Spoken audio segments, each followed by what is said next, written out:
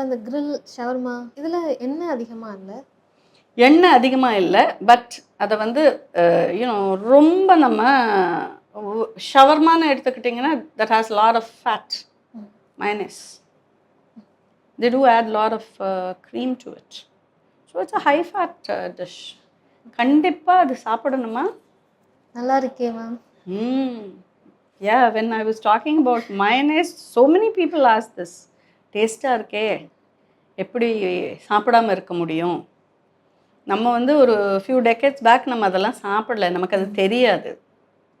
தெரிஞ்சுக்கிட்டோம் ரொம்ப நல்லா இருக்குது. பிகாஸ் எல்லா ஃபேட்டி ஐட்டமும் பார்த்திங்கன்னா வாய்க்கு ருசியாக தான் இருக்கும்.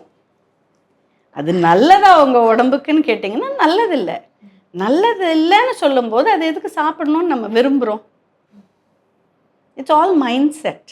நம்ம மைண்டில் அது நல்லதில்லை, எனக்கு உடம்புக்கு பாய்சன் ஒருத்தர் சொன்னால் நம்ம அதை எடுத்து சாப்பிடுவோமா? நோ இல்லையா?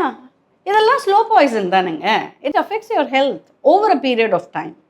என்னைக்கோ சாப்பிட்டீங்க ஒரு ஹை ஃபேட் ஐட்டம்னா ஒன்றும் பண்ணாது. ரெகுலர் இன்டேக்கில் இட் இஸ் நாட் குட். ஆக்சுவலாக ப்ராய்லர் சிக்கன் மேலே இருக்குது இன்னொரு பெரிய கேள்வி, அது ரொம்ப ஹீட்டு அப்படின்னு சொல்கிறாங்க. உண்மையா மேம் அது? Heat cold it differs from you know how your system accepts. So அதனால தான் நாங்கள் எப்போவுமே நான்வெஜிடேரியன் ஃபுட் சாப்பிட்டாலே கூட வெஜிடபிள்லாம் சேர்த்து சாப்பிடுங்க, நல்லிஃபை ஆகும். ஒரு காம்பினேஷனாக சேர்த்து சாப்பிடுங்க. சாதம் வச்சுக்கோங்க, சிக்கன் எடுத்துக்கோங்க, கூட காய்கறி ஒரு 2 கப் வச்சுக்கோங்க.